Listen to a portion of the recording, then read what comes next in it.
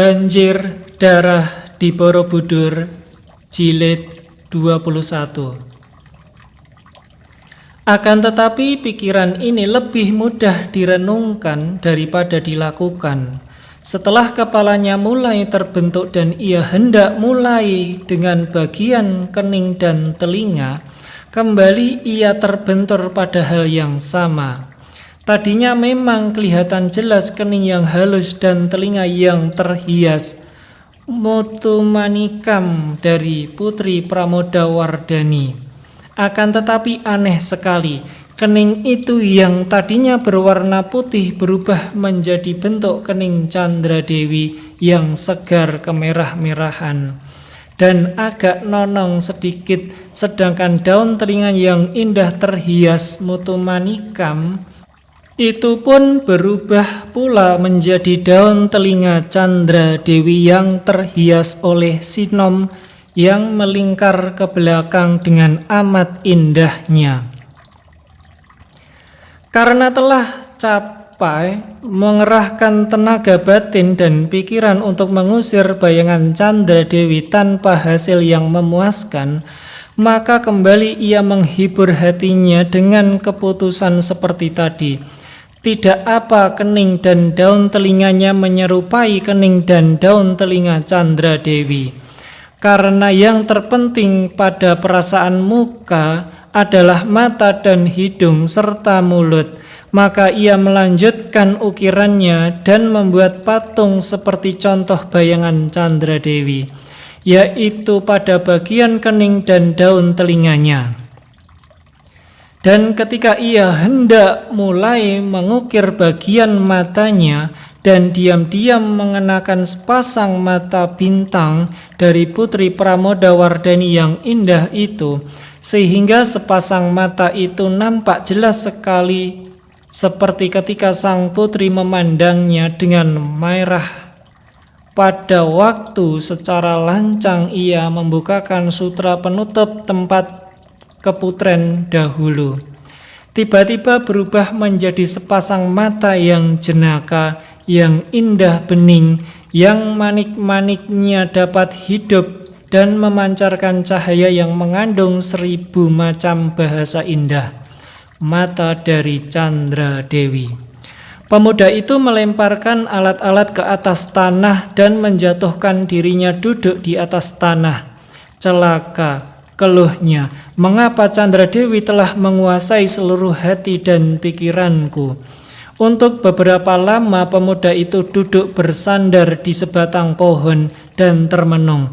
Tak salah lagi, ia bukan mencintai Pramodawardhani, hanya kagum akan kecantikan putri itu. Bukan Pramodawardhani yang menguasai hatinya, melainkan Candra Dewi.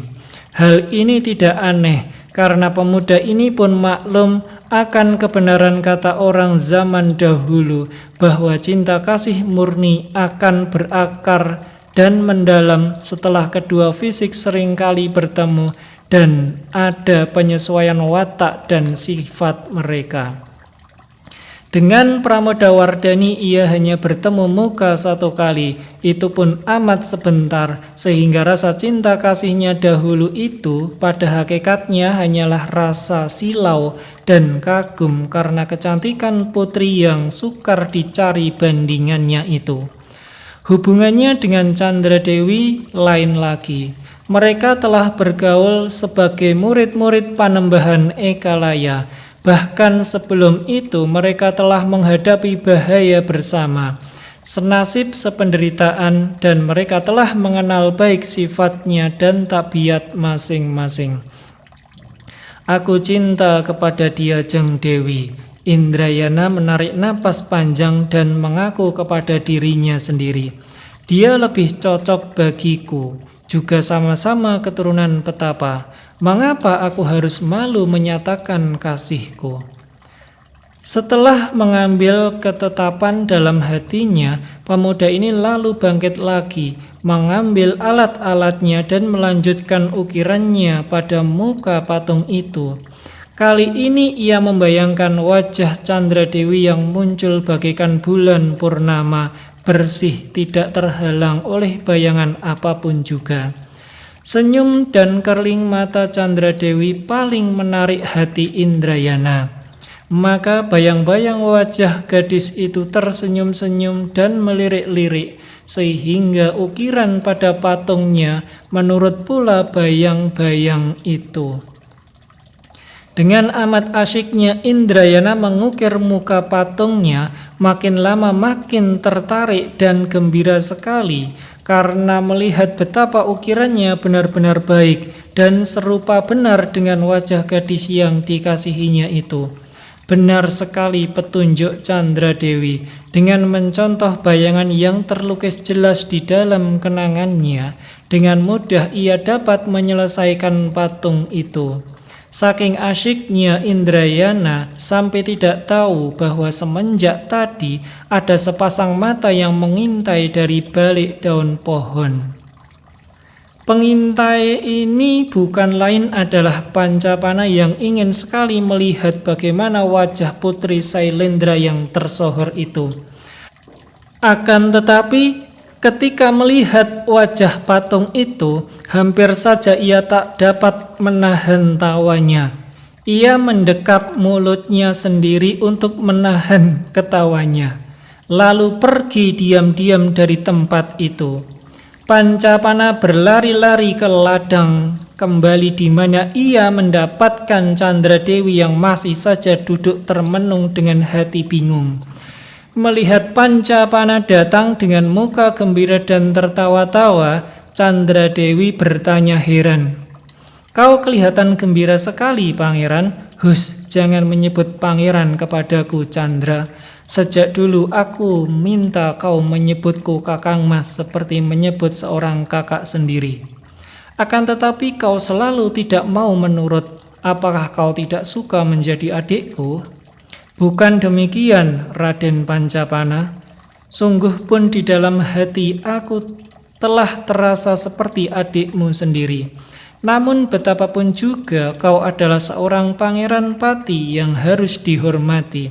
Itulah sebabnya maka aku tidak dapat menyebutmu lebih sederhana dari sebutan Raden."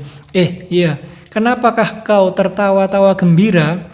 Agaknya cantik jelita sekali patung yang dibuat oleh Kakang Mas Indrayana itu, sehingga hatimu terpikat oleh kecantikan Putri Pramodawardhani." Makin keraslah kini Pancapana tertawa. "Itulah yang menggelikan hatiku, Candra. Memang benar Indrayana mencontoh wajah Pramodawardhani untuk patungnya. Akan tetapi, hahaha, kenapa Raden? Muka itu seperti muka wewe atau setan perempuan, buruk dan menyeramkan." "Kalau demikian buruk menakutkan wajah Pramodawardhani, mengapa Indrayana begitu bodoh untuk menjadikannya sebagai contoh patungnya?" "Buruk? Tak mungkin, Raden Pancapana. Sepanjang pendengaranku, Putri Pramodawardhani amat cantik jelita. Tiada taranya di permukaan bumi ini. Kabarnya segala sifat baik wanita ada padanya. Ia agung dan ayu seperti Sumbadra. Gandes luas seperti Larasati, kewat merak seperti Sri Kandi." Entah berita itu yang salah atau Indrayana yang tidak dapat membayangkan wajah putri itu.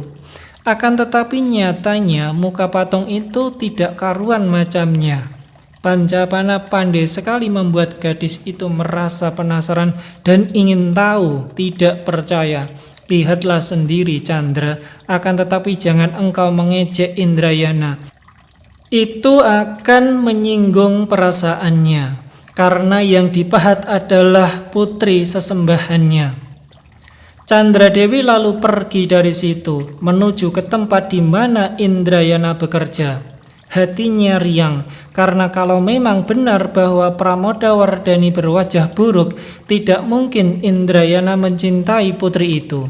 Akan tetapi, ia masih merasa penasaran dan marah kepada Indrayana. Betapapun hormatnya terhadap putri mahkota kerajaan Sailendra, mengapa pemuda itu lebih menghargai dan lebih mengasihi putri itu daripadanya? Salahkah pandangan matanya? Mungkinkah sinar mata pemuda itu di waktu memandangnya merupakan kepalsuan belaka? Kali ini harus kucari kepastian. Tak mau aku dipermainkan, tak mau aku bimbang ragu. Menderita seorang diri, dipercepatnya langkah kakinya karena hari telah mulai menjadi gelap, tanda senjakala telah mendatang. Ketika ia tiba di tempat itu, ia memperlambat jalannya karena melihat bahwa Indrayana berdiri menghadapi patung dengan kedua tangan makin asyik mengerjakan muka patung itu yang berdiri membelakanginya.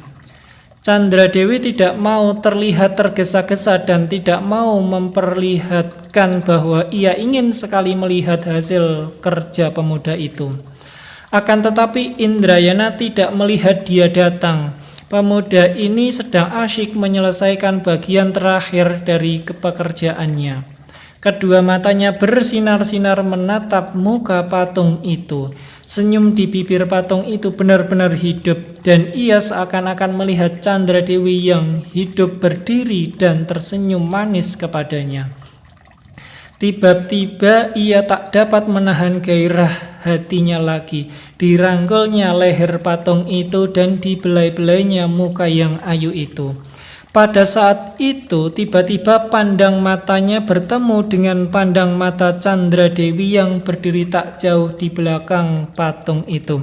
Alangkah kaget, jengah dan malunya hati Indrayana tak dapat dibayangkan. Jeng Dewi, kaukah itu?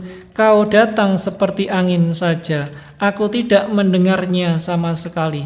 Sementara itu, ketika tadi melihat betapa Indrayana memeluk dan membelai patung itu, seakan-akan hendak meledak rasa dada Candradewi karena cemburu. Akan tetapi ia menekan perasaannya dan memperlihatkan muka biasa. Untung bahwa udara mulai menyuram, sehingga Indrayana tidak melihat betapa mukanya sebentar merah, sebentar pucat. Ia melangkah makin dekat, akan tetapi sebelum ia dapat melihat muka patung itu, Indrayana tiba-tiba mencegah dan menghadang di depannya. "Diajeng, jangan kau melihat muka patung itu." Suara pemuda itu sungguh-sungguh sehingga Candradewi merasa heran. "Mengapa? Jangan Diajeng, aku malu. Aku malu karena patung itu tidak berhasil, patung itu buruk sekali." Candradewi tersenyum mengejek, bukan karena percaya bahwa patung itu buruk, akan tetapi karena keterangan itu sama sekali tidak cocok dengan kelakuan pemuda tadi yang memeluk dan membelai-belai patung itu. Kalau buruk, tidak nanti kau dapat membelai dan memeluknya dengan pandang mata demikian mesra, Kakang Mas Indrayana. Indrayana memandang dengan mata terbelalak lebar. Kau tadi melihatnya? Tentu saja aku melihatnya. Aku melihat betapa engkau gandrung kepada patung itu. Karena itulah maka aku harus menyaksikan dengan mata sendiri sampai di mana kehebatan dan jelitanya Putri Pramodawardhani yang tersohor itu. Kembali ia hendak melangkah maju, akan tetapi Indrayana minta dengan suara gugup, "Jeng Dewi, jangan." Candradewi mundur 2 langkah, lalu memperhatikan kepala dan leher patung itu dari belakang. Tiba-tiba ia melihat sesuatu yang aneh. Baginya dan tak terasa lagi, tangan kirinya meraba rambutnya sendiri. Mengapa rambut kepala patung itu sama benar letaknya dengan rambutnya sendiri? "Kakang Mas Indrayana," katanya perlahan, "rambut sang putri mahkota Sailendra seperti itu, benarkah?" Tak terasa lagi Candradewi meraba-raba seluruh rambut di kepalanya. "Benar," jawab Indrayana sambil mengangguk-angguk kepalanya. "Seperti rambutku, memang sama." "Apa? Apa maksudku? Memang hampir serupa, letak dan modelnya lebih bagus. Bagaimana pula ini? Tentu saja rambutnya lebih bagus. Tidak, rambutnya memang lebih bagus, akan tetapi rambutmu lebih indah. Iya, lebih indah. Indrayana bingung sekali, karena ia merasa gelisah kalau gadis itu melihat muka patung yang sesungguhnya. Bukan lain adalah wajah gadis itu sendiri. Ini masih belum hebat. Yang mengerikan adalah karena gadis itu tahu dan melihat betapa ia memeluk, membelai, dan menciumi patung itu. Sementara itu Chandra Dewi merasa makin curiga dan tidak mengerti melihat sikap Indrayana ini. Mengapa ia begitu gugup dan gelisah? Mengapa patung itu tidak boleh ia lihat? Kakang Mas Indrayana, engkau kenapa? Apa salahnya kalau aku ikut mengagumi keindahan patung ini? Ia melangkah lagi hendak mendekati patung itu. Akan tetapi Indrayana buru-buru memutar tubuh patung itu sehingga tetap saja membelakangi Chandra Dewi. Jangan, Diajeng. Kalau kau kasihan kepadaku, jangan sekarang. Besok saja engkau boleh melihatnya. Kalau sudah kuperbaiki, aku malu sekali kalau engkau melihatnya dalam keadaan seperti sekarang, amat buruk. Tiba-tiba Chandra Dewi menjadi marah. Kakang Mas Indrayana, kau benar-benar keterlaluan. Sudah demikian hinakah aku sehingga untuk memandang wajah putrimu yang ayu itu pun masih kurang berharga. Setidaknya mengingat bahwa aku ikut pula memberi petunjuk dalam pembuatan patung ini, sudah sepatutnya kalau aku melihat kalau ada sesuatu yang kurang sempurna, sehingga aku dapat memberi petunjuk lebih jauh. Atau kalau tidak mengingat akan perhubungan kita yang sudah lama, sehingga seakan-akan aku menjadi adikmu sendiri, sudah sepatutnya kalau aku sebagai adikmu mengagumi kecantikan calon istrimu. Makin bingunglah Indrayana ketika melihat bahwa gadis itu benar-benar marah. Ia menghela napas berkali-kali, kemudian sambil menundukkan muka dan melepaskan kedua tangannya di kanan dan kiri tubuhnya, ia berkata lemah, "Kau yang memaksa, Diajeng, apa boleh buat? Nah, kau lihatlah. Kemudian terserah kepadamu apa yang akan kau perbuat atas diriku yang bodoh ini."